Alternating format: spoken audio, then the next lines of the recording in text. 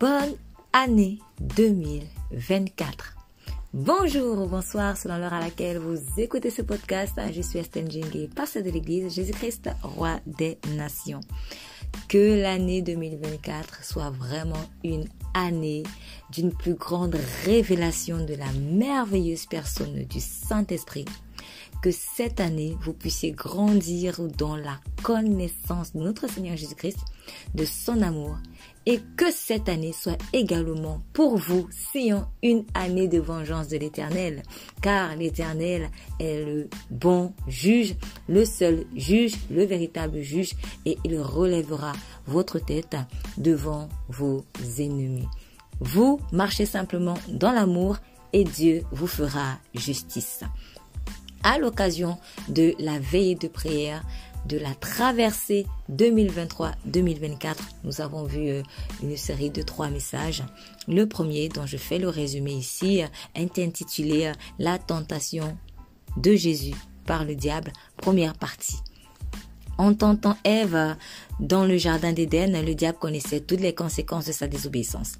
Il savait que si elle mangeait le fruit de l'arbre du bien et du mal, il pourrait alors lui voler la domination qu'elle avait reçue avec Adam, son mari, sur la terre. Cette domination qu'elle avait reçue de Dieu, vous lirez cela dans Genèse 1, versets 26 à 30. Pourtant, le diable s'était bien gardé de révéler cela à la femme. Il n'a pas voulu lui expliquer quelles étaient toutes les implications du geste qu'elle poserait si elle lui faisait confiance. Satan a voulu faire la même chose avec le Seigneur Jésus, appelé le dernier Adam dans 1 Corinthiens 15, verset 45, en lui proposant de transformer la pierre en pain, de se jeter d'en haut et de se prosterner devant lui. Chacune de ces 3 tentations avait des implications cachées, mais Jésus, par le Saint-Esprit, en avait connaissance. Il n'est pas tombé dans le piège de la naïveté comme Ève et Adam. Voyons ensemble de quoi il s'agit concrètement et ce que cela suppose pour notre vie. Partagez le message autour de vous. Vous êtes bénis. Jésus vous aime énormément.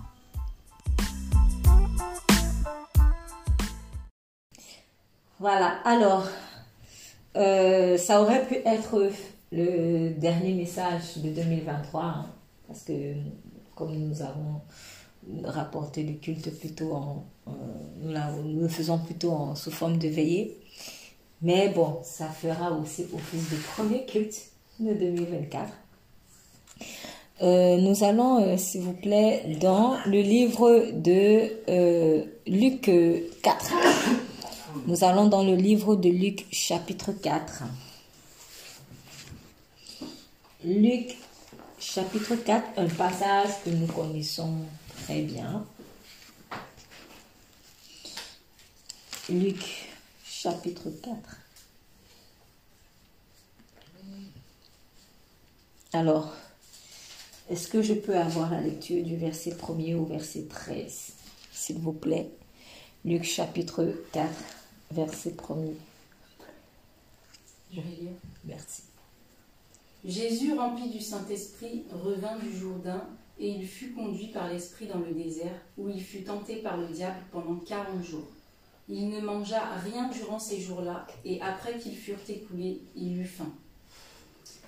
Le diable lui dit, « Si tu es fils de Dieu, ordonne à cette pierre qu'elle devienne du pain. » Jésus lui répondit, « Il est écrit, l'homme ne vivra pas de pain seulement. » Le diable, l'ayant élevé, lui montra en un instant tous les royaumes de la terre, et lui dit, « Je te donnerai toute cette puissance et la gloire de ces royaumes, car elle m'a été donnée, et je la donne à qui je veux. Si donc tu te prosternes devant moi, elle sera toute à toi. » Jésus lui répondit, « Il est écrit, tu adoreras le Seigneur ton Dieu, et tu le serviras lui seul. » Le diable le conduisit encore à Jérusalem, le plaça sur le haut du temple, et lui dit, « Si tu es fils de Dieu, jette-toi d'ici en bas, car il est écrit, il donnera des ordres à ses anges à ton sujet, afin qu'ils te gardent, et ils te porteront sur les mains, de peur que ton pied ne heurte contre une pierre. » Jésus lui répondit, « Il est dit, tu ne tenteras point le Seigneur ton Dieu. » Après l'avoir tenté de toutes ses manières, le diable s'éloigna de lui jusqu'à un moment favorable. Amen. Amen. Donc, on va rentrer dans quelques petits détails. Bon, peut-être jusqu'ici, les uns et les autres ne l'auront jamais vu comme ça. Bon, moi-même, personnellement, jusqu'ici. Mais comme je le dis toujours, chaque fois que nous lisons un passage, si vous avez l'impression que Dieu vous le redonne, en fait, il y a une nouvelle couche de révélation toujours à avoir. Donc, c'est important vraiment de prendre du temps. Dans les différentes tentations, il y avait des choses qui se cachaient derrière. Il y a des petits mystères qui se cachaient derrière et des mystères dont le diable était bien conscient. dont le diable était bien conscient et dont, heureusement, le Seigneur Jésus avait aussi été conscient. Et une chose est sûre, c'est que ça lui a permis de faire la différence par rapport à Adam et Ève. Premièrement, j'aimerais d'abord attirer notre attention sur quelque chose de très important. Il est dit que le Seigneur Jésus-Christ est le second Adam. Il est cette nouvelle création, le premier-né de la nouvelle création. Il a fallu qu'il traverse les étapes que Adam a traversées et là où Adam avait échoué pour réussir afin de nous donner sa réussite à lui, pour que l'homme soit sauvé de la boue dans laquelle il est tombé. Adam et Ève ont été tentés dans un jardin. Je pense que le plus beau qui puisse exister. Je pense. Ils ont été tentés dans un jardin fructueux. Là-bas, il ne manquait rien. Et où a été tenté Jésus pour restaurer les choses? Dans un désert. L'opposé d'un jardin fructueux en fait. Mais remarquez, dans un jardin où il y avait tout, d'un point de vue peut-être physique, en termes de nourriture, en termes de confort, en termes de beauté physique aussi, parce que sûrement c'était très beau,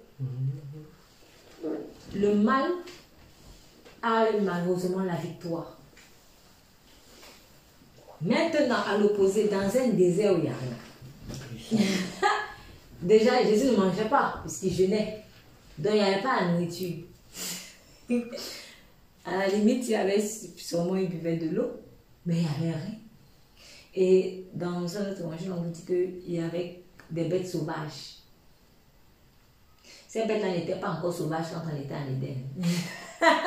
Je crois que tu pouvais marcher côte à côte avec nous sans crainte et tout ça. Mais dans le désert, là, bon, après dans le désert, il n'y a pas d'ours. Mais bon, en tout cas, ouais, ce que je veux dire, dans le désert où il n'y avait peut-être pas de confort, là-bas, le mal a été vaincu. Je répète, dans un jardin où il ne manquait rien en termes de confort, en termes de nourriture, et j'ai même envie de dire en termes de présence aussi de Dieu, parce que Dieu, c'était le jardin de Dieu. L'homme s'est laissé dominer par le péché. À l'opposé, dans un désert où il n'y a pas de confort, donc imaginons que peut-être pendant 40 jours de Jésus dormait sûrement là dehors comme ça, à la belle étoile là, sans manger. En journée, le soleil te tape bien même. La nuit, c'est le froid qui te tape aussi, bien même. Mais là-bas, le second Adam a dominé plutôt sur le péché. Quelle leçon, déjà dans ce tableau-là, on peut retenir? Cela veut dire que, en fait, la victoire sur le péché ne dépend pas de notre confort. C'est un mensonge auquel nous devons renoncer. Si vous pouvez, je vous invite à noter ça. Parce que après vous allez oublier et après ça va vous suivre. Les messages des débuts d'année que Dieu nous donne, déjà, en principe, nous devons déjà tout relever, tout noter ce que Dieu nous donne. Mais faisons attention au tout premier message que Dieu te donne en début de saison. Particulièrement en début d'année, parce que ça va te poursuivre. Même si tu oublies, ça va te poursuivre. Et il faudrait que tu reviennes dessus en fait pour comprendre certaines choses qui vont t'arriver en cours d'année. Donc, n'oublions pas ceci. La victoire sur le péché n'a pas dépendu, pour ce qui est du second Adam, d'un confort matériel. Je me prêche en moi-même. Souvent, en fait, on peut se dire, c'est parce que je ne suis pas dans tel endroit, ou que je n'ai pas encore ceci, ou que je n'ai pas cela. Je n'ai pas telle facilité, peut-être comme un tel, que j'ai fait ça, que je me suis laissé dominer en fait par le péché. Si même Ève et Adam, dans la présence de Dieu, mince, dans je pense que le plus beau jardin qu'on aurait pu imaginer, on peut se laisser dominer par le péché. Ça veut dire que en fait, la présence de Dieu peut être extérieure à moi. Et je la laisse comme... En fait, si je ne laisse plus Dieu régner dans mon cœur, je peux être dans le meilleur endroit possible. Mais je vais me laisser dominer par le péché. Donc, ne nous fions pas à l'environnement extérieur. C'est le cœur. Et je pense que c'est pour cela que le diable a eu le culot. Parce que c'est une question souvent je me posais, mais quel culot quand même il a eu d'aller tenter l'homme dans le jardin. Mais en fait, lui-même il savait que ce n'est pas une question de jardin. C'est une question de cœur. Où se trouve donc le véritable jardin? C'est dans le cœur. C'est dans le cœur. En fait, je peux être à l'extérieur dans un désert, mais mon cœur est un véritable verger. C'est un véritable jardin d'Éden où la présence de Dieu règne. Et là, ça fait la différence. Comme à l'inverse, je peux me retrouver dans un beau jardin à l'extérieur, mais mon cœur est désert. Ce ne sont que les animaux sauvages qui sont dedans. Et là, c'est compliqué. Finalement, en fait, le vrai jardin que tu dois chercher à voir, c'est ici. Ce n'était pas prévu que je dise ça parce que ce que je vous dis là, je n'ai même pas noté. Mais dès que j'ai commencé à parler, c'est la première pensée qui m'est venue. J'insiste. Je ne souhaite pas, moi je nous souhaite à tous vraiment une excellente année 2024. Mais ça reste un souhait. Cependant, j'ai le sentiment que ça ne va pas être une année facile. Ça ne va pas être une année facile. En particulier, si nous focalisons, nous déposons notre regard sur le jardin d'Éden extérieur et que ton cœur devienne désertique avec seulement comme compagnon les animaux sauvages. Non. Faisons attention. Donc, où se trouve le jardin? Est-ce que, peut-être qu'au lieu de chercher moi à être dans un jardin confortable, je dois plutôt chercher à faire de mon cœur un jardin confortable pour Dieu. Qu'il soit toujours à l'aise de venir et qu'il ne vienne pas dire « Où es-tu ?» Comme il avait dit à Adam, commencez à le chercher. On vous dit tous les soirs, Dieu venait leur rendre visite. Waouh! Et puis un jour, Dieu a dit plutôt, où es-tu? Dieu a commencé à les chercher. Parce qu'il s'est caché. En fait, si mon cœur devient un désert, même si je vis dans un jardin, je vais toujours chercher à me cacher. Est-ce que vous voyez un peu la contradiction? C'est bizarre, mais c'est ça. Je répète, je peux vivre dans un jardin physique. Donc, c'est-à-dire, ça représente tout ce qui est confort.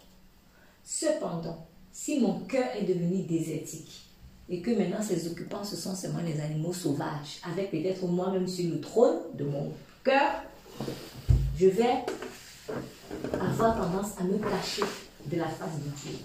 Mais comment se cacher dans une très belle maison? Ça n'a pas de sens. Mais en fait, tu vas commencer à te cacher quand ton cœur est devenu désertique. Donc, inconfortable par rapport à ta communion, peut-être avec l'Esprit de Dieu, si je puis dire ça comme ça. Ainsi, je parle simplement d'un désert de cœur. Sinon, à vrai dire, la communion avec l'Esprit de Dieu peut se faire à n'importe quel endroit physique, y compris même dans un désert. Dans le cœur de Jésus-Christ, ce n'était pas le désert. À l'extérieur, c'était le désert. Mais dans son cœur, ce n'était pas le désert. Dans son cœur, c'était vraiment l'Éden. Je ne peux pas déplacer le jardin d'Éden physique. Tu ne peux pas déplacer une maison luxueuse. Mais tu peux déplacer le jardin d'Éden intérieur.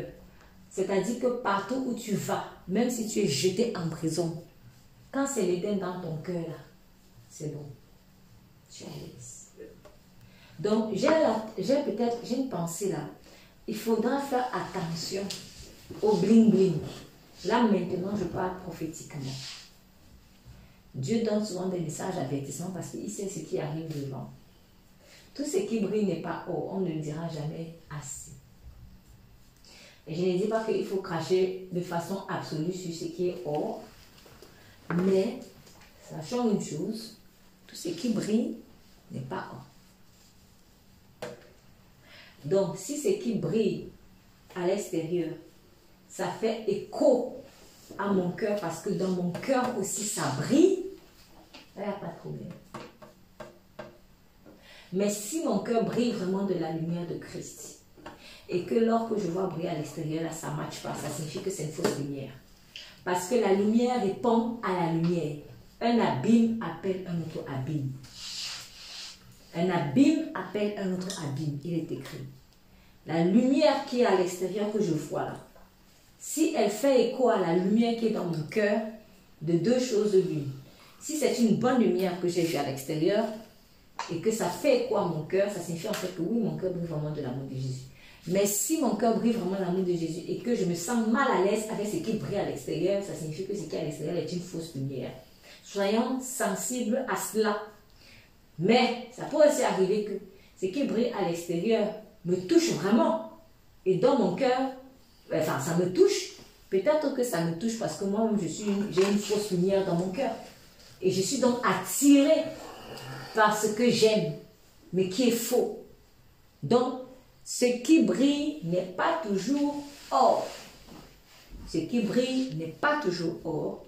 Et ne pensons pas que c'est l'existence absolue d'un confort matériel qui nous donne la victoire sur le péché. Si c'était le cas, je crois que le diable n'aurait pas eu le culot d'aller tenter Ève dans le jardin d'Éden, quand même. C'est souvent une question, je ne sais pas si vous l'avez entendu, mais c'est une question que souvent il m'a été très posée, qui m'a souvent été posée très souvent. Mais comment dans un endroit où il y a Dieu, le diable a pu venir tenter? Ben aujourd'hui, en fait, c'est une réponse. C'est que le vrai Éden, en tout cas l'Éden qui intéresse Dieu, c'est l'Éden qui a dans le cœur. C'est ça. C'est ça. Donc, si ce n'était que l'Éden extérieur là, même le serpent aurait fui. Mais il était à l'aise d'entrer. Monter même, je sais pas, bon après je le dis parce que souvent on le voit dans des films ou dans des dessins animés, on voit comment il monte sur l'arbre, je ne sais pas s'il était monté sur cet arbre là, mais quoi qu'il en soit, il a quand même eu le culot de se pavaner là. Voilà, peut-être c'était pas sur l'arbre, mais il était là dans le jardin. Pourquoi? Peut-être parce qu'il avait senti l'odeur de quelque chose. L'odeur de quelque chose, ou même s'il n'avait pas senti, il est allé gratter pour voir s'il pouvait tirer quelque chose. Donc, faisons attention. Jésus-Christ a été, lui, dans un désert.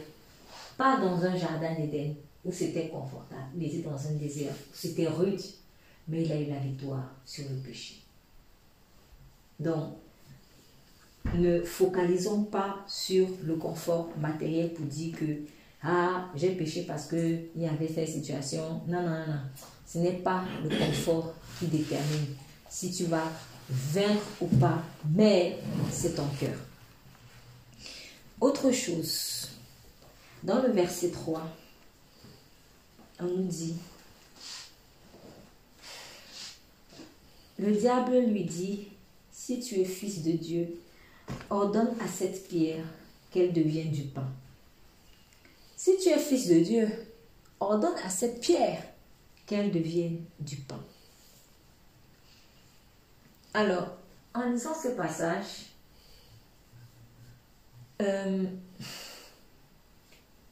j'aimerais attirer notre attention sur un autre aspect qui peut-être va être aussi une grande tentation ou un grand combat pour certains, pour cette année.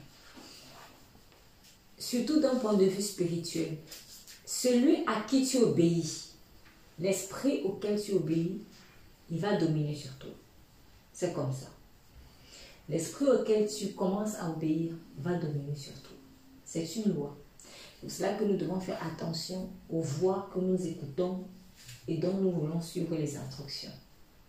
Si un démon commence à te parler et que tu fais ce qu'il dit là, tu as donné l'autorisation d'être comme ton maître. Voilà. Et en revanche aussi, plus tu écoutes la voix de l'Esprit de Dieu, tu fais ce qu'il te dit. En fait, tu permets à Jésus-Christ d'asseoir son règne dans ton cœur. Mais quand le diable dit à Jésus, si tu es le Fils de Dieu, ordonne à cette pierre qu'elle devienne du pain. Ici, c'est quoi? C'est une tentation de manger. Bon, on sait que le Seigneur était à la fin de son jeûne. Il avait déjà terminé. Hein? Il avait déjà terminé. On dit que après, il ne mangea rien durant ces jours, ces 40 jours. Et après qu'ils furent écoulés, il eut faim. Donc, ça signifie que Jésus avait déjà terminé le jeûne. Vous voyez, regardez à quel point c'est vicieux. C'est pas comme si, parce que peut-être que quand on lit ce passage, surtout si on le lit vite, on va se dire, ah oui, le diable est venu tenter Jésus pour que Jésus casse le jeûne. Non, non, non, ce n'était pas pour qu'il casse le jeûne. Le jeûne était déjà terminé.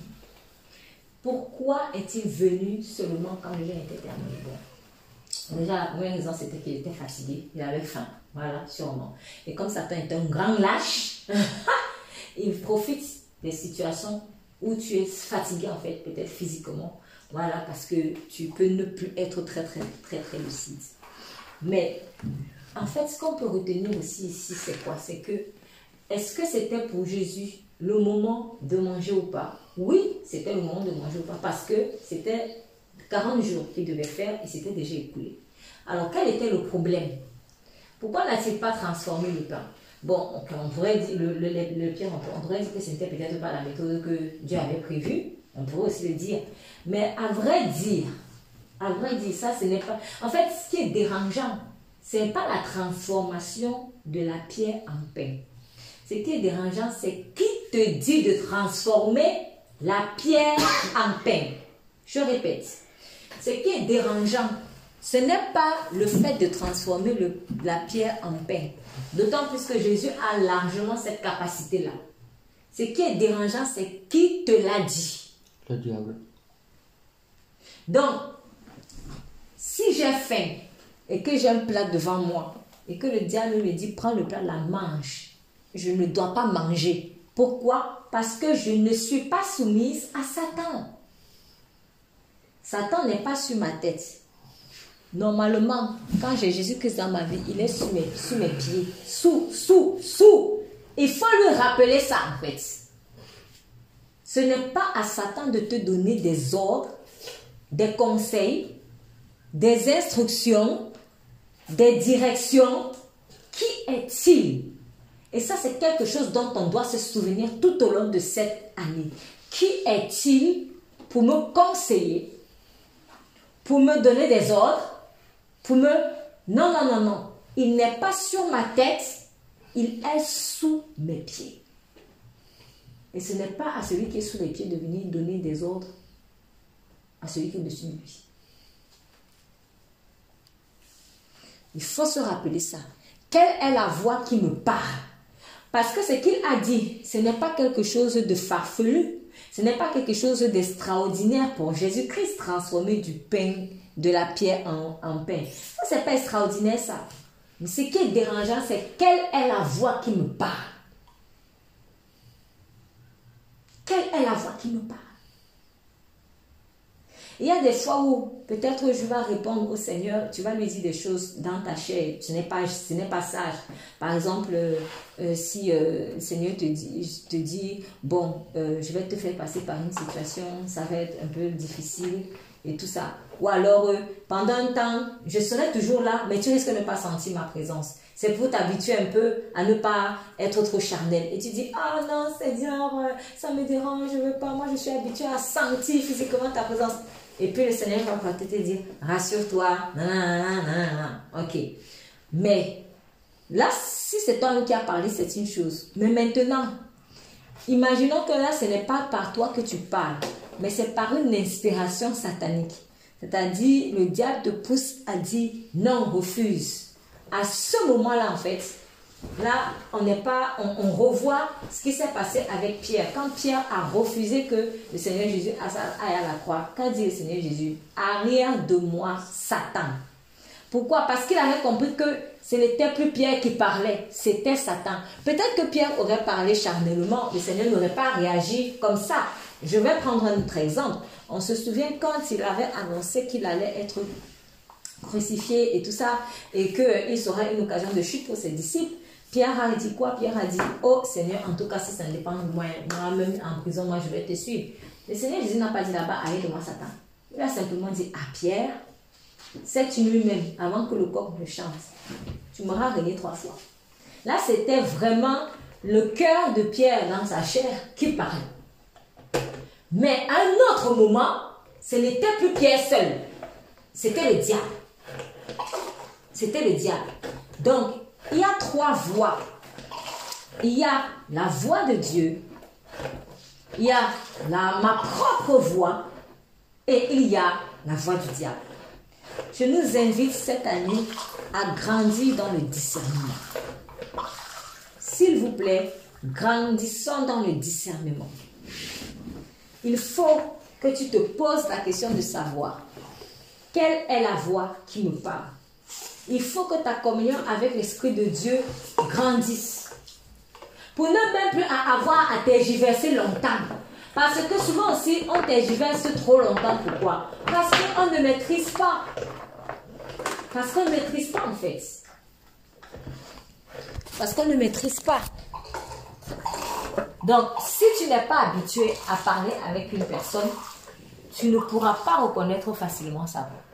Mais si tu t'habitues à parler avec cette personne et surtout à l'écouter, en tout cas moi j'ai vu ce qui fait la différence, c'est l'écoute. Plus tu obéis à Dieu, plus sa voix te devient familière. Moins tu obéis, moins sa voix t'est familière. C'est comme ça en fait. J'insiste. Plus tu obéis à Dieu, plus la voix de l'Esprit de Dieu devient familière pour toi. Moins tu obéis à l'Esprit de Dieu, moins sa voix devient familière. Parce qu'il peut arriver qu'à un moment donné, à force de t'entêter, il ne parle plus. Il te regarde seulement, jusqu'à ce que tu te casses la figure. En fait, tu n'entendras plus. Parfois, il va seulement te regarder comme ça. Il est toujours là, hein. Tu te réveilles tous les matins, donc c'est une grâce. Ça ne veut pas dire que Dieu va te jeter dans un trou. Non. Mais, en fait, à force de s'entêter, à un moment donné, en fait, il se tait. Souvent, en fait, Dieu va se taire, il te regarde seulement, jusqu'à ce que tu reviennes. Parce qu'il va faire quoi? Fais ci, fais ci, fais ça. Fais ci, fais ci, fais ça. Agis comme ça. Ah, on fait comment? Même toi-même avec tes enfants. Soit tu vas devenir un tortionnaire pour ton enfant, et Dieu lui n'est pas un tortionnaire. Soit tu vas seulement regarder, bon, ok, vas-y, alors débrouille-toi. Quand tu vas te fatiguer, tu viendras me voir.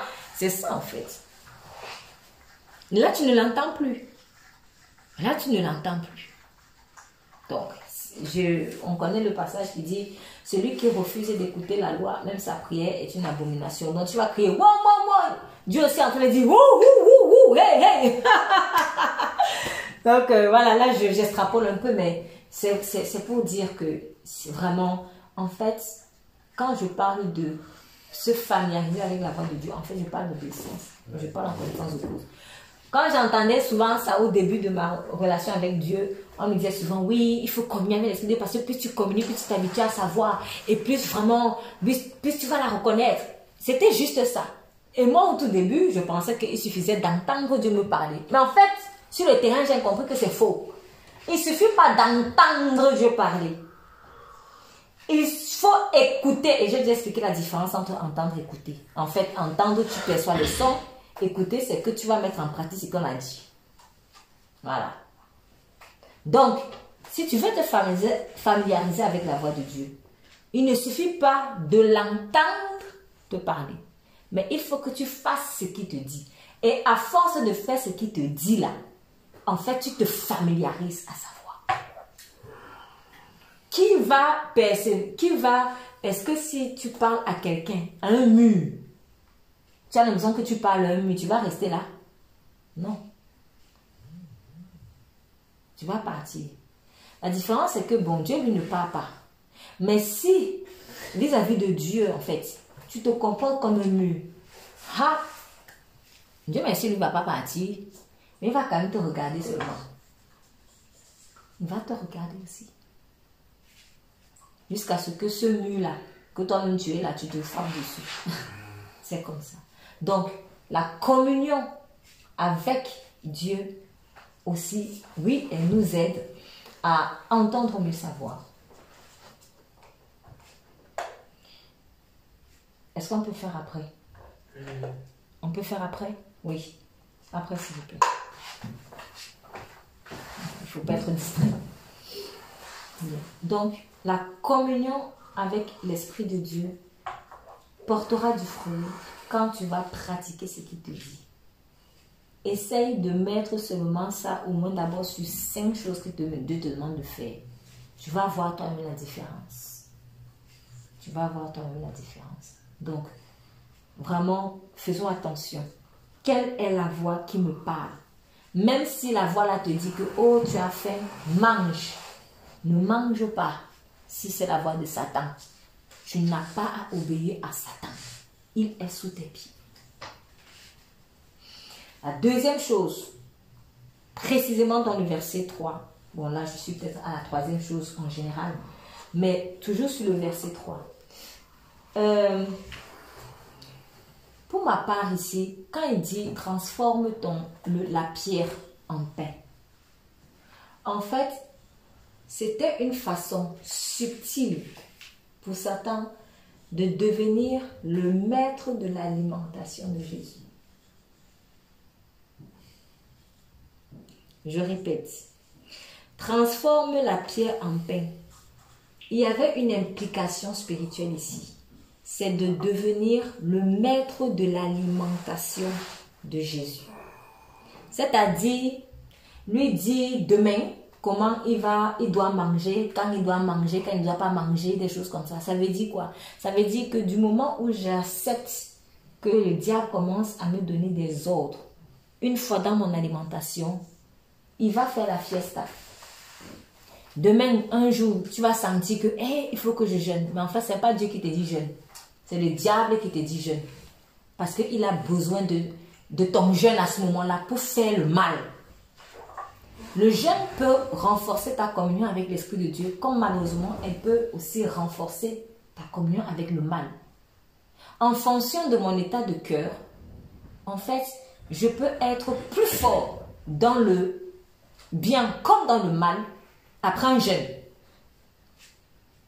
Le jeûne a cette capacité de renforcer mon esprit pour les bonnes choses, comme malheureusement aussi pour les mauvaises choses. Donc, je voudrais simplement attirer notre attention sur tout ce qui est joug alimentaire cette année-ci. Il y avait ce piège derrière. Je suis en train de penser au moment où je parle, c'était à peu près 40 hommes qui avaient juré sur leur propre vie qu'ils ne mangeraient point tant que l'apôtre Paul n'est pas mis à mort. Qui peut inspirer des choses comme ça? C'est-à-dire, ils se sont mis en jeûne pour mettre à mort un homme. Et aujourd'hui encore, il y a des gens qui le font. Il y a des gens qui le font. Le jeûne a la capacité de renforcer les ténèbres, comme de renforcer la lumière dans ta vie.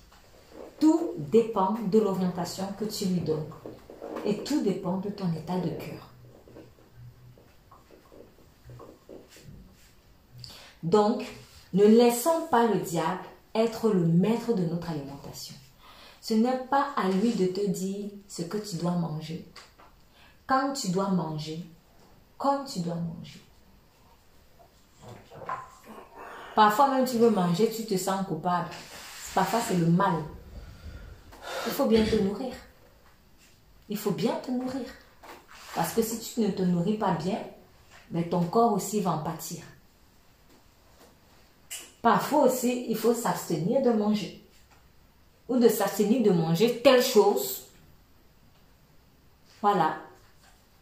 Donc, consacrons en fait notre rapport avec la nourriture à Christ Jésus cette année. Consacrons notre rapport avec la nourriture à Jésus-Christ cette année. Et dans cette nourriture-là, comme il est écrit, que vous mangez, que vous buvez, donnez gloire à Dieu. Donc, il faut que je mange en rendant gloire à Dieu. Si je mange en rendant gloire à Dieu, en fait, il y a une paix. Donc, moi, je fais faire un clin d'œil aussi par rapport aux problèmes d'alimentation comme les anorexies, les boulimies, qui sont des choses sataniques en fait.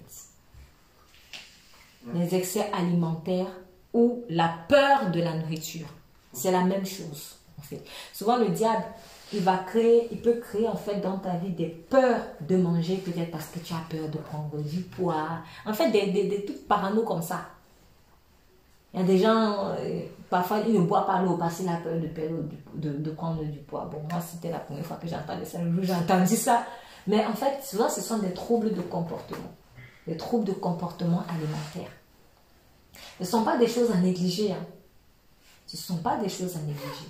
Parfois aussi, ça peut même être des allergies anormales. On peut avoir, je suis allergique, je ne sais pas moi, j'invente un truc, je suis allergique à la tomate, je suis allergique. Le Seigneur peut t'en délivrer.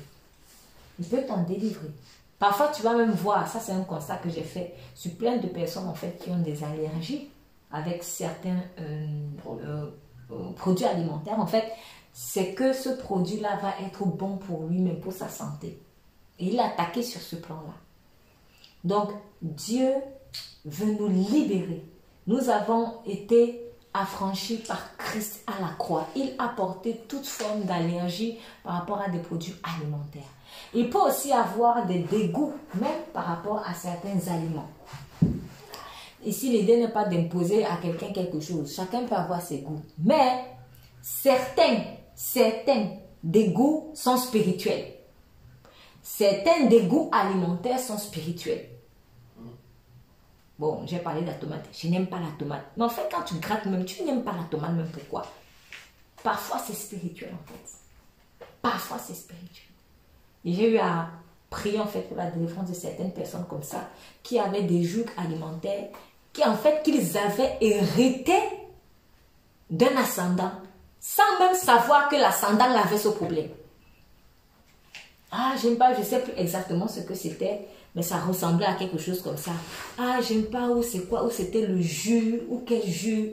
Et puis en priant, en fait, je me suis rendu compte que c'était mais vraiment un ascendant lointain qui avait vécu l'esclavage et qui avait été puni par un de ses maîtres qui lui avait fait boire une boisson avec du crapaud.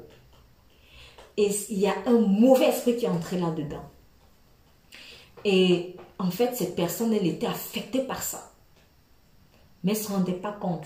Par contre, quand je lui ai quand même parlé de crapaud, je lui ai dit, je vois un crapaud, j'ai l'impression que ça l'avait touché parce que je ne sais pas ce qu'elle avait avec les crapauds, mais ça lui avait parlé. Donc, j'avais aussi compris que c'était vraiment de Dieu. Et nous avons prié pour sa délivrance.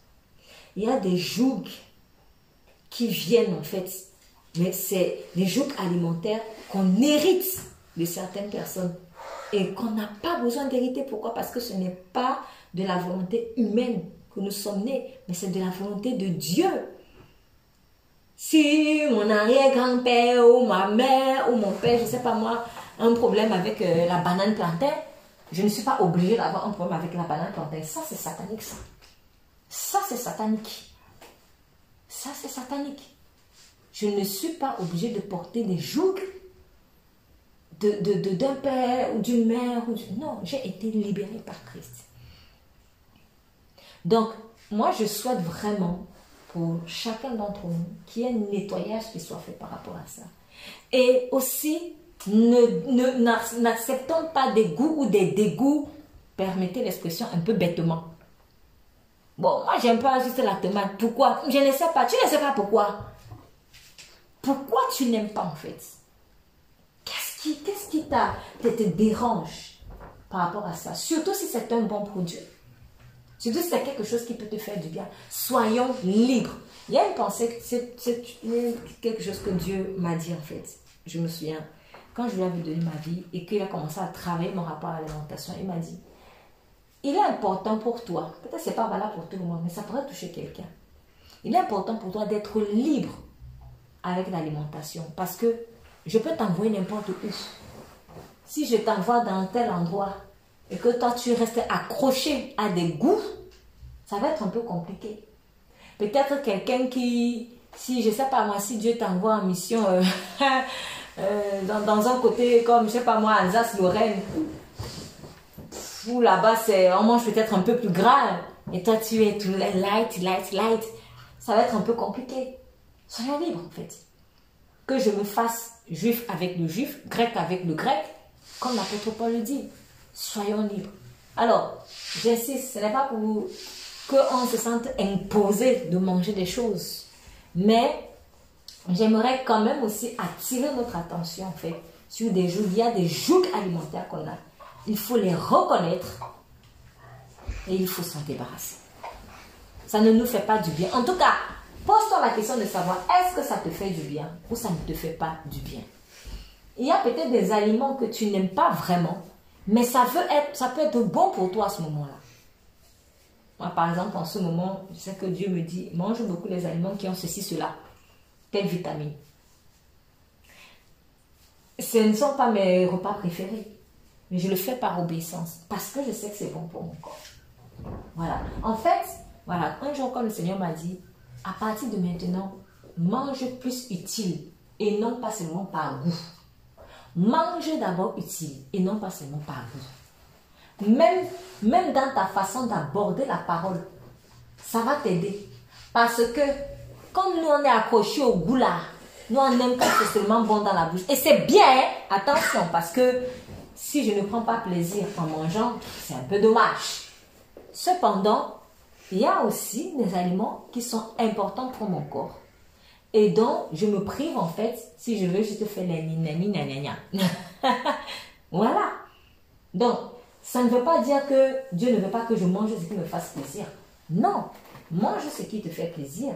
Mais il faut que tu privilégies peut-être l'utile. à cet agréable-là. Et moi, je dirais, joins l'utile à l'agréable. Voilà. Nous, c'est que c'est agréable. Tu ne cherches pas à savoir s'il y a les vitamines dedans. Tu ne cherches pas à savoir si, pour toi, tant que c'est bon dans la bouche, on avale seulement. Parfois même, ce que tu manges trop, là, c'est même cancérigène. C'est même cancérigène et ça va te donner des maladies. Ça va te donner des maladies, surtout en cette temps. Donc, ce n'est pas pour faire un coup de nutrition, là, tout ça, là. Ça, c'est pas ma spécialité.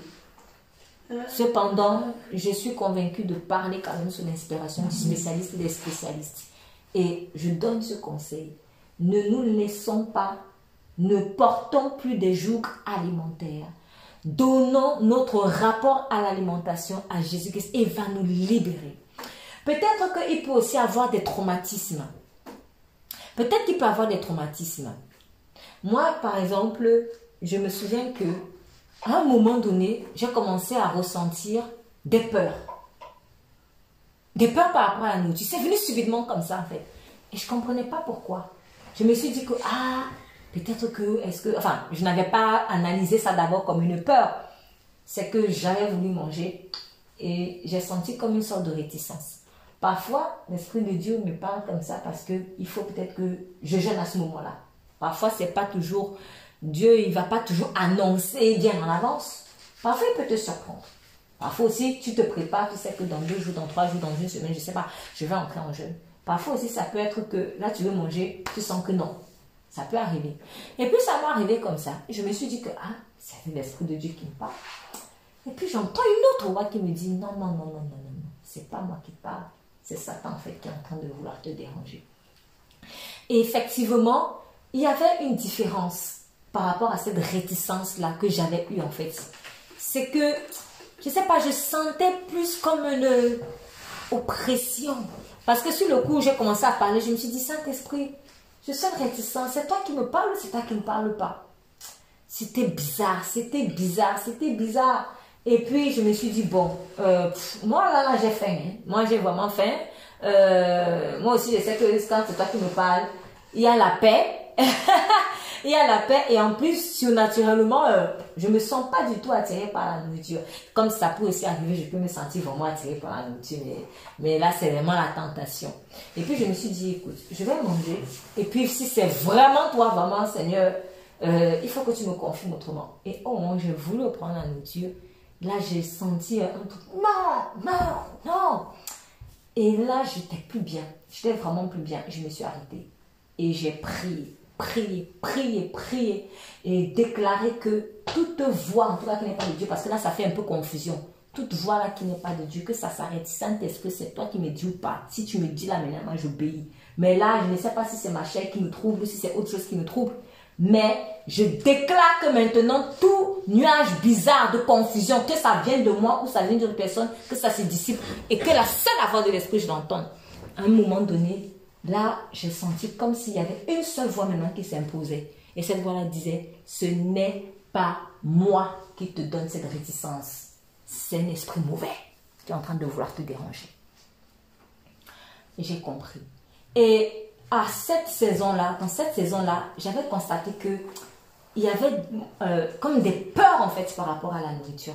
Et à ce moment-là, en priant, en cherchant la face de Dieu, le Saint-Esprit m'avait rappelé des songes que j'avais souvent faits, mais je ne comprenais pas en fait toujours l'explication, mais je les avais quand même notés.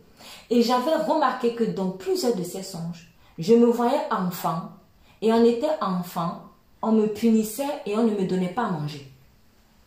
Parfois, je n'étais même pas punie, mais je voyais en fait, on faisait à manger à tout le monde dans la famille, mais dès que j'arrivais, on ne m'avait rien gardé. Et c'est venu plusieurs fois. Bon, j'avais au début interprété ça autrement. Bon, je ne pense pas que c'était non plus de mauvaises interprétations. Mais en fait, c'est comme si à ce moment-là, l'interprétation s'est un peu plus affinée. Et là, en fait, le Saint-Esprit me dit, tu as vécu ça. Il y a eu des punitions quand tu étais enfant à plusieurs reprises où on t'avait privé de nourriture. et en fait, ton âme a été blessée. Moi, c'était des choses que moi, je ne savais même pas. J'avais complètement oublié, zappé, comme on dit. J'avais complètement zappé, en fait. Mais j'ai réalisé à ce moment-là, je pense qu'il y a eu vraiment un joug aussi, un joug psychologique. Et c'est comme si mon âme, elle avait enregistré ça, qu'on me prive de nourriture, on me prive de nourriture, on me prive de nourriture. Et ça faisait, j'ai l'impression qu'en fait, l'ennemi était entré par ces portes-là pour essayer de créer certaines oppressions. Et ça ne se manifestait pas au tout début comme ça, mais c'est que ce qui est bon, quand vous êtes dans une démarche normale de sanctification avec l'esprit, les choses les plus profondes, enfouies, aussi cachées soient-elles, à un moment donné, ça va être exposé. Et donc, c'était pour moi le temps que cette chose dont je n'avais même pas forcément conscience soit exposée en fait et que je sois libérée. Et en même temps, comme le Seigneur dit dans sa parole, rien de ce qui est caché ne sera, en tout cas tout ce qui est caché sera découvert. J'aimerais aussi profiter pour nous interpeller par rapport à cela. Faites attention dans les brimades que vous pourriez faire aux gens avec la nourriture. Faites attention aux brimades parce que ça crée des traumatismes. Ça crée des traumatismes. Et ça apporte des malédictions. Pas seulement sur la personne sur qui j'ai fait ça, mais sur toi-même qui est en train de brimer.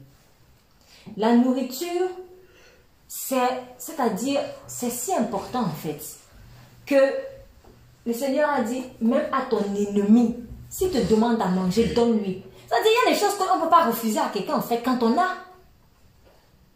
Quand tu as, il y a des choses que tu ne peux pas refuser à quelqu'un. Il dit, même à ton ennemi, il dit, ne donne pas des perles au puceau. Mais la nourriture, si ton ennemi a faim, donne-lui. Oh!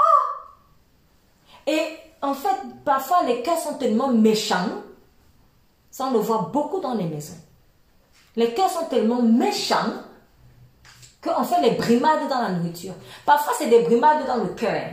C'est-à-dire, quand tu vois la personne a se servi, ton cœur est fâché. Pourquoi il sert comme ça là, et tout ça là. Alors que tu as la capacité de donner. C'est pas bon. C'est vraiment pas bon.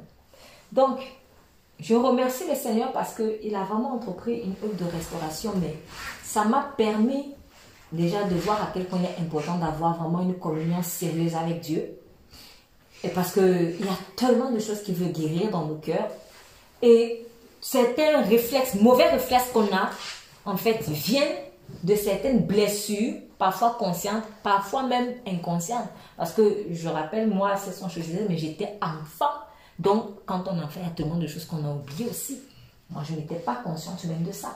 En revanche, il fut une période où constamment, je sais que je faisais ces rêves, où je voyais, parfois même, c'est que moi-même, j'avais cuisiné. Et en fait, je voyais qu'on venait, on prend ma nourriture, comme soi-disant que parce que, je ne sais pas pour une raison, on donnait à quelqu'un d'autre. Et c'est après donc que le Saint-Esprit m'a dit, mais quand tu étais enfant, tu subissais ça beaucoup. Mais tu fermais les yeux aussi dessus parce que, comme ce sont ta famille, ce sont les gens que tu aimes, tu te dis, bon, vous savez, les gens qu'on aime, on aime toujours trouver des excuses. On aime toujours trouver des excuses quand les gens qu'on aime, on aime toujours trouver des excuses. Mais cependant, ça ouvre vers une grosse porte dans ma vie. Mais gloire à Dieu qu'il restaure. Donc, c'est pour dire que le domaine de la nourriture, c'est un champ, c'est vraiment un gros carrefour de bonnes choses comme de mauvaises choses. J'ai déjà évoqué, par exemple, même les prémices de l'impudicité viennent souvent avec la nourriture. Les prémices de l'impudicité viennent avec la nourriture. Quand tu communies dans la nourriture avec une personne, avec des arrière-pensées, en fait, vous êtes en train déjà de sceller quelque chose. Difficile que ça n'aille pas plus loin.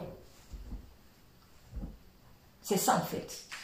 Donc, la nourriture, c'est vraiment quelque chose de très très spirituel.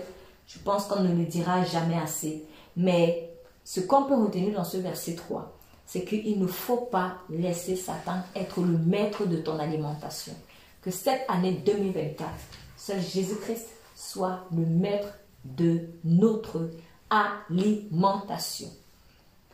Qu'on puisse se nourrir convenablement, qu'on puisse croire qu'il est le Dieu qui pourvoit à nos besoins, que tout ce qui se lève dans nos vies pour frustrer cette foi-là en ce qu'il est le Dieu qui pourvoit, soit anéanti dans son nom puissant. Que les méchancetés par rapport à la nourriture, que cela ne soit pas ou que cela ne soit plus notre partage.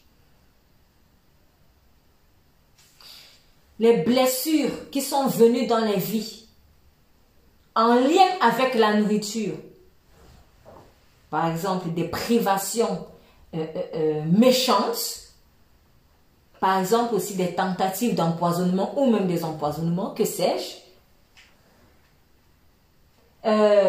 des héritages mauvais par rapport soit à un goût excessif ou alors à un dégoût aussi inexpliqué par rapport à un produit alimentaire qui pourtant est bon, que cela soit aussi anéanti au nom de Jésus.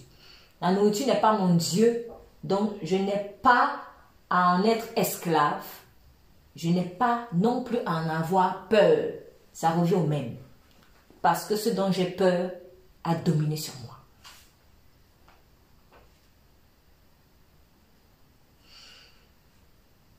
Mangeons utile. Ne courons pas seulement derrière l'agréable. Et dans l'idéal, joignons l'utile à l'agréable. Je pense que c'est la volonté de Dieu. Dieu veut qu'on se fasse plaisir dans l'utile. C'est comme la parole. Dieu veut que tu te sentes bien quand tu prends la parole. Je pense pas que ça lui fait plaisir quand tu prends la Bible, tu commences à faire bon, il faut que je lise, il n'y a pas le choix. Non. Je pense que Dieu veut que je sois souriante quand je dis ah ouais. Je suis dans l'expectative de ce que l'Esprit de Dieu va me révéler aujourd'hui. C'est dans cet état d'esprit en fait qu'il veut que nous soyons. Et tu ne vas pas lire seulement ce qui va te faire plaisir. Je ne vais pas aller chercher, alors je vais chercher le passage qui dit que Dieu me bénisse, que Dieu me fascine, que Dieu me protège. Mais le passage où il dit repens-toi, tout cela, ça je ne veux pas. Non. Non, non, non. Quand je suis dans l'expectative de ce que Dieu va me dire, je prends tout. Parce que toute sa parole est utile. Donc, toute nourriture que Dieu a créée est utile. Mangeons dans sa sagesse. Laissons-le être le maître de notre alimentation. Et nous fermons en même temps comme ça la porte à Satan. Il ne trouvera pas en tout cas cette option-là pour entrer dans notre vie.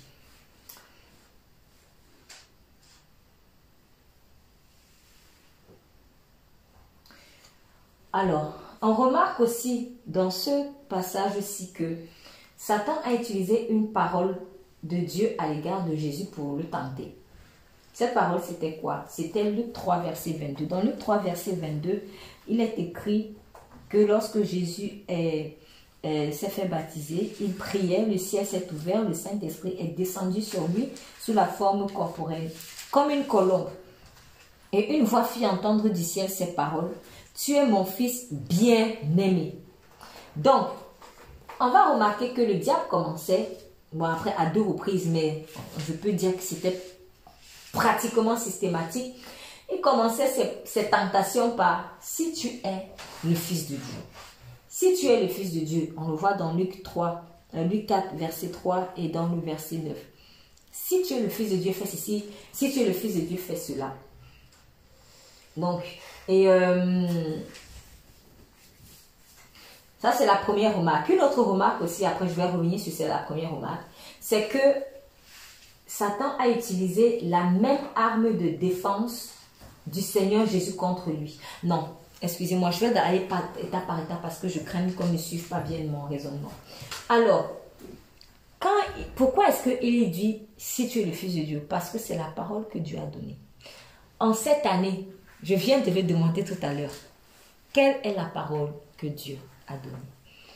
Quand le diable vient te tenter, il ne te tentera que sur la base de ce que Dieu a dit à ton sujet. Souvent, c'est ce que Dieu... En fait, souvent, c'est que nous, on ne sait pas ou on a oublié. Ça arrive. Moi, très souvent,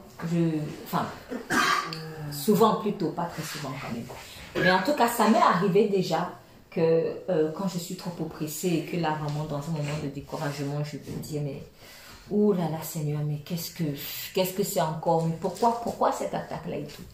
Et là, le Saint-Esprit me rappelle, il me dit, mais tu as attaqué par rapport à la parole que je t'ai donnée. Et là, je me dis, bon, c'était quelle parole? Parce que tu m'as beaucoup parlé. Ah ouais, c'est vrai, ça m'est arrivé.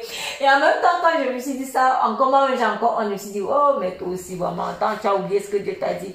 Et là, du coup, je supplie l'Esprit de Dieu qui me rappelle. Oui, c'est vrai, parce qu'il y a beaucoup de choses que Dieu peut te dire, en fait. Donc, c'est important de savoir laquelle. C'est important de savoir laquelle.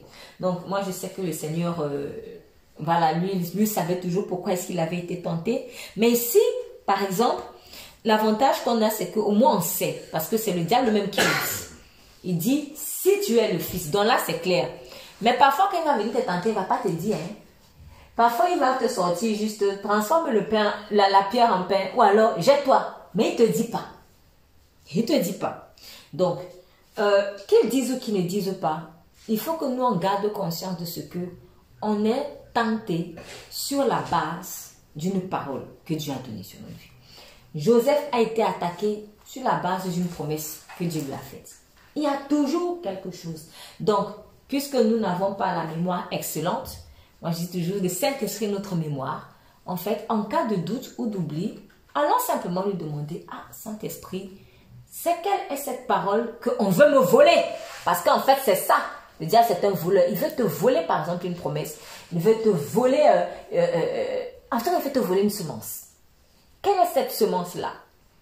Et à chaque fois que moi, j'ai fait cela, quand je me suis souvenu, si peut-être j'avais oublié, quand l'Esprit de Dieu me rappelle la semence que Dieu a déposée en moi, et quand on veut voler, je vous assure, la prière, c'est plus pareil. Hein? Ce n'est plus pareil. Non seulement ce n'est plus pareil, ma façon de prier, mais parfois même, je ne prends même pas mon temps pour aller prier fort. Non. Mais en fait, je la garde, tout simplement. Tu es tranquille, en fait. Tu es tranquille et tu maximises ton énergie et ton temps. Tu optimises, je veux dire, ton énergie et ton temps, en fait. Parce qu'il y a parfois même des prières, en fait, c'est la peur seulement. C'est parce que Dieu a dit, je suis fils de Dieu. Ah bon, ok, d'accord, de toute façon, je suis fils de Dieu, et puis point barre. Donc, en tout cas, l'idée ici, c'est de pouvoir la garder. Parce que ce que tu ignores, c'est ça qu'on va te voler. Si j'ignore que dans le sac qu'on m'a donné là, il y a une valeur de, je sais pas moi, il y a beaucoup de lingots d'or. Moi, je sais juste que ça pèse, mais je ne sais pas ce qu'il y a dedans. En fait, on peut facilement me voler ça. Quelqu'un va dire,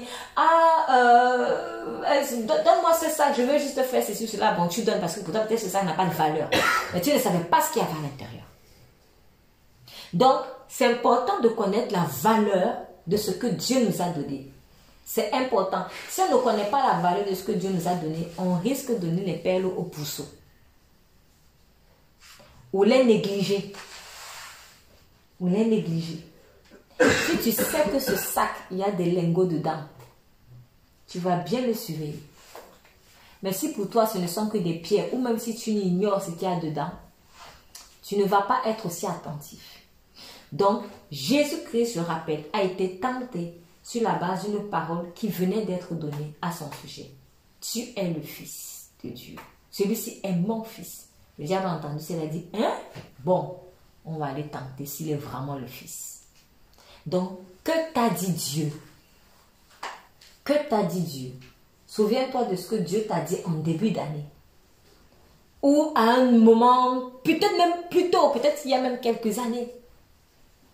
Parce que tu seras attaqué en fonction de la semence qui est en toi. Quand le dragon a poursuivi la femme dans Apocalypse, c'était pour dévorer quoi? L'enfant. Ce qu'elle portait en elle. Donc, qu'est-ce que tu portes en toi? C'est ça que le dragon essaiera de dévorer. Il ne te cherche pas pour rien. Il ne t'attaque pas pour rien. Il attaque ce qui le dérange. Et ce qui le dérange, c'est cette semence que tu as en toi. Pourquoi? Parce que cette semence, lui, est étrangère. Parce que le diable ne peut pas attaquer une semence qui ne lui est pas étrangère. Voyez? Donc, c'est très important.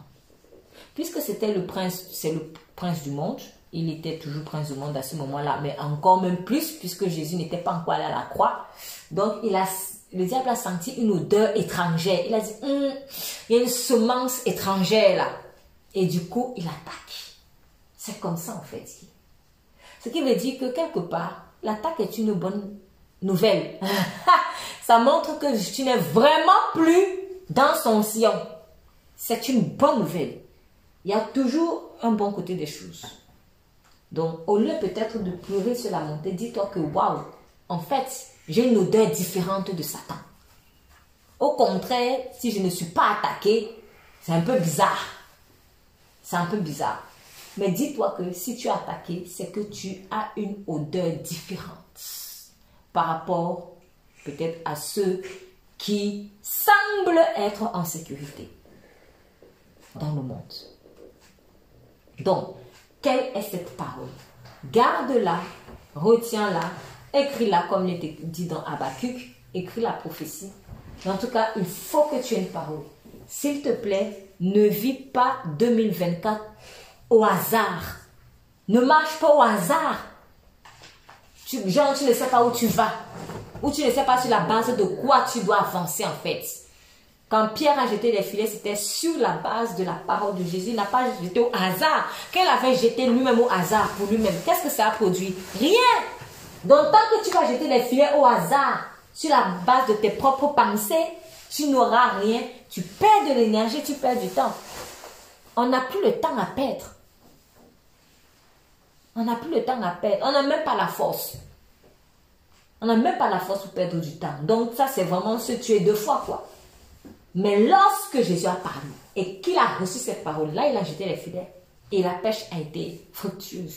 Donc, quelle est la parole qui t'amène là où tu pars là-bas? Quelle est la parole qui te pousse à faire ce choix? Quelle est la parole qui te pousse à prendre cette décision? Quelle est la parole qui t'amène à ce rendez-vous? Quelle est la parole qui te pousse à aller postuler là-bas? Quelle est la parole qui te fait épouser cette personne? Quelle est la parole qui te fait monter ce projet? Quelle est la parole qui te donne cette vision? Quelle est la parole qui t'amène même dans cette église? Quelle est la parole qui t'amène dans telle église? Ne marchons pas à l'aveuglette. Il n'y a plus le temps à perdre. Le monde, c'est chaud ici dehors. Donc, il faut qu'on ait les yeux ouverts. Quelle est la parole? Et ce n'est pas normal de ne pas marcher sur la base de cette parole. Parce que si tu n'as pas la parole, tu es aveugle. Un peuple sans vision, il périt. Voilà. Donc, autre chose, toujours dans cette tentation, on voit qu'à la fin, le diable a utilisé la même arme de défense du Seigneur Jésus contre lui, à savoir la parole de Dieu. Donc, on voit précisément à la troisième tentation que il le pousse à lui obéir en disant, car il est écrit dans Luc 4, verset 10 à 11, dit, il donnera, bon, je vais d'abord la partie verset 9. Le diable le conduisait encore à Jérusalem, le plaça sur le haut du temple. Il lui dit, si tu es le Fils de Dieu, jette-toi d'ici en bas, car il est écrit. Le diable dit, car il est écrit. Il donnera des ordres à ses anges à ton sujet. À la fin, ils te gardent. Ils te porteront sur les mains de peur que ton pied ne heurte contre une pierre. Voilà. Pourquoi le diable lui dit, car il est écrit?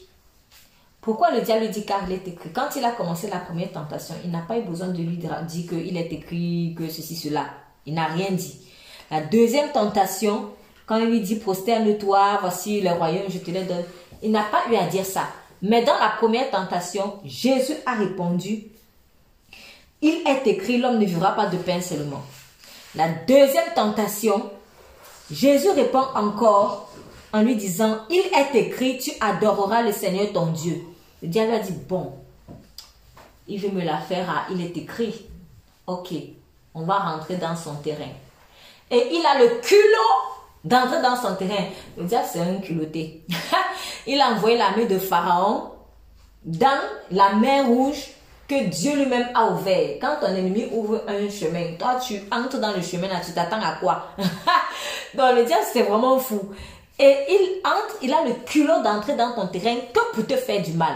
Et cette fois-ci, donc, comme Jésus, il a vu que Jésus utilisait comme arme, comme bouclier la parole, il se dit, bon, pour un peu faire genre, pour lui dire qu'on est un peu ensemble, je vais aussi utiliser la parole. Qu'est-ce que cela veut dire? En fait, le diable, pour tenter, utilise nos armes, les armes avec lesquelles on se protège, en essayant de les détourner contre nous. Il tente toujours sur la base donc de ce que Dieu a dit sur nous. Autrement dit, le fondement de la tentation du diable, c'est la parole que Dieu a dite à notre sujet et que nous devons absolument garder parce que c'est ça qui va le motiver et c'est ça que le diable veut nous faire perdre. Ça, c'est le fondement de la tentation du diable. Fils de Dieu, ici par exemple. Maintenant, le moyen ou les moyens de tentation du diable, ce sont nos propres paroles. En fait, c'est ce qui vient de nous. Je répète. Le diable, pour te tenter, qu'est-ce qui le motive? C'est ce que Dieu a dit sur toi. Et maintenant, quel est le moyen par lequel il va essayer de réussir à te tenter? Ou en tout cas, il compte réussir, il compte réussir cette tentation. En fait, c'est ce qui va venir de toi-même.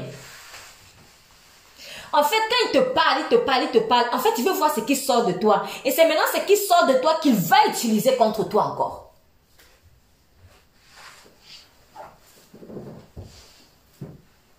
Ce qui veut dire qu'il faut que tu maîtrises bien tes armes. Si tu ne maîtrises pas tes armes, le diable va s'en servir contre toi. Je vais donner un exemple très simple. Dans Genèse 3, le serpent a abordé Ève en lui disant, Dieu a-t-il réellement dit? Fondement, une parole de Dieu. Dieu a-t-il réellement dit? Ça, c'est le verset 1er dans Genèse. Dieu a-t-il réellement dit que... Voilà. Donc, il se fonde sur ce que Dieu a dit. Maintenant, il remet en cause la parole que Dieu avait donnée à l'homme dans Genèse 2, versets 16 à 17. Tu ne mangeras pas des fruits de cet arbre, sinon tu mourras. Exactement comme il a fait avec Jésus dans le désert. Si tu es le fils de Dieu. Donc, c'est comme s'il aurait pu dire, Dieu a-t-il réellement dit que tu es son fils? C'est la même chose. Il aurait pu dire ça aussi comme ça. Mais dans sa fourberie, je crois qu'il n'a pas osé parce qu'il a senti que Jésus était très fort dans l'esprit. Et il le tenta alors directement sur les preuves de son identité. Parce qu'il s'est dit, non, si je viens lui dire que Dieu a-t-il réellement dit, non, il ne va pas tomber comme ça. On va directement le tenter sur les preuves de son identité, soi-disant de fils de Dieu là. Donc, s'il est fils de Dieu, il faut qu'il nous prouve qu'il est fils de Dieu. C'est ça. Donc, c'était, en tout cas, pour ma part, c'était vraiment une façon de rabaisser le Seigneur. Mais je vais revenir dessus sur un second message parce que je vais d'abord m'arrêter là pour que nous prenions le temps de prier. Mais en tout cas, vous avez vu que dans Genèse, le fondement de sa tentation, c'était est-ce que Dieu a réellement dit cela? Et qu'est-ce qu'elle a fait? Malheureusement, elle a répondu. Elle n'avait pas à parler avec Satan. Elle a dit, oui, il a dit que on peut manger de tout, mais l'arbre du fruit, on ne peut pas manger. Et qu'est-ce que le diable a fait? Il a repris cette parole d'Ève. Il a dit, non, vous ne mourrez pas. Mais Dieu sait que si vous mangez, vous allez devenir comme Dieu. Donc, en fait, il se sert de la réponse d'Ève pour maintenant tourner à sa sauce. C'est ce qui va sortir de ta bouche. Ce sont tes armes. C'est ce que toi-même tu utilises, en fait, pour te protéger. Parce que quand elle a répondu comme ça, c'est une façon de se protéger. Non, elle répond en fait. Et ce sont tes armes de protection ou tes moyens de protection qu'il va encore utiliser pour détourner ça contre toi. Donc déjà, les causeries avec Satan, là, il n'y a pas à discuter avec lui. Lui, on ne discute pas. Lui, on le chasse. On ne discute pas en fait. C'est pour ça que Dieu dit que ton oui soit oui, que ton non soit non. Il n'y a pas à discuter. Il n'y a pas trop à discuter en fait. Quand tu veux discuter, tourner là, tu es en train de rentrer dans son piège. Donc, je récapitule. Pour tenter ou pour essayer de réussir, sur quoi le diable s'appuie pour réussir cette tentation? Premièrement, il se base toujours sur ce que Dieu a dit sur toi. Ça, c'est le fondement. Et c'est ce qui le motive à te tenter. Pourquoi? Parce qu'il veut te voler la semence. La deuxième chose, qui est maintenant le moyen de la tentation, c'est ce que toi-même tu vas lui donner. Et c'est là où tu vois qu'il n'est pas si fort que ça. Il n'est pas si fort. Parce que c'est nous-mêmes qui donnons au diable souvent le bâton pour nous taper. C'est nous-mêmes. Donc, qu'est-ce qu'il faut faire? Il faut que tu maîtrises bien tes armes. Maîtrisons bien le casque du salut. Maîtrisons bien l'épée de la parole. Maîtrisons le bouclier de la foi. Maîtrisons la ceinture de la vérité. Maîtrisons le zèle qu'apporte l'évangile de paix. Maîtrisons la cuirasse de la justice. C'est une invitation ici à maîtriser nos armes. Nos armes, pardon. Jésus-Christ maîtrisait l'arme de la parole. On ne pouvait pas le détourner n'importe comment. D'ailleurs, on ne pouvait même pas du tout. Mais toi, si tu balbuties avec les armes et tu viens faire genre, regarde, j'ai le casque. Le casque là, il va dire, ah, il a le casque. Attends, on va bien lui montrer là. Est-ce qu'il a même l'assurance même du salut là? Est-ce qu'il est même vraiment, il marche même vraiment? Est-ce qu'il produit même les œuvres de son salut là? Ou est-ce qu'il a même l'assurance? Est-ce qu'il est même sûr? Et puis il vient te tenter. Il observe que, ah, il y a culpabilité. Oh, le casque là est déjà troué. Quand il va venir te parler, tu es sauvé? Oui, tu es sauvé. C'est ça en fait. Si tu viens brandir, soi-disant l'épée de la parole, ah, il veut brandir l'épée de la parole, bon, il va te tenter en fait par rapport à ça. Il va te tenter par rapport à ça. Si tu viens trop montrer que tu as le zèle, mais si tu as les chaussures trouées, c'est un peu compliqué. Donc, il faut que nous maîtrisions nos armes. Que 2024 soit une année de maîtrise de nos armes spirituelles, en particulier les armes de défense, mais aussi et surtout l'arme de l'attaque. Mais la parole n'est pas qu'une arme de l'attaque. Moi, je dis que la parole est aussi une arme de défense parce que dans un combat d'épée à épée, l'épée n'est pas que pour attaquer en fait l'adversaire, mais c'est aussi un moyen de se protéger contre les attaques de l'adversaire, comme ça a été le cas ici avec le Seigneur Jésus-Christ. Maîtrisons nos armes et prenons le temps de déguiser nos armes dans la présence de Dieu.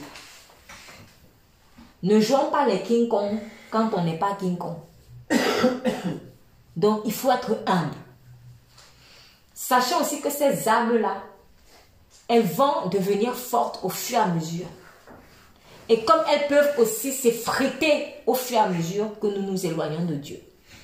Parce que peut-être qu'aujourd'hui, tu avais le casque là, mais quelque temps, tu ne sais même plus que tu as perdu le casque. Pardon, hein, c'est une image, mais oui. Tu as juste gardé le titre de Jésus, mais en fait, Jésus, il n'est pas dans ta vie. C'est comme ça que Samson, il avait perdu l'onction. Et il croyait qu'il avait encore l'onction. Dans la dit les Philistins, oui, il s'est levé là, alors qu'il n'avait plus les cheveux sur la tête. Il n'avait plus les cheveux sur la tête. Et tiens, ça s'est passé à quel moment? Pendant qu'il dormait. Donc, faisons attention au sommeil quand il n'est pas au bon endroit. En tout cas, quand il est... faut pas dormir quand il faut pas dormir. Il faut dormir au bon moment, mais quand c'est le moment, par exemple, de se lever pour prier, ou faire ce que nous devons faire, il ne faut pas dormir. Nous allons prendre le temps de prier.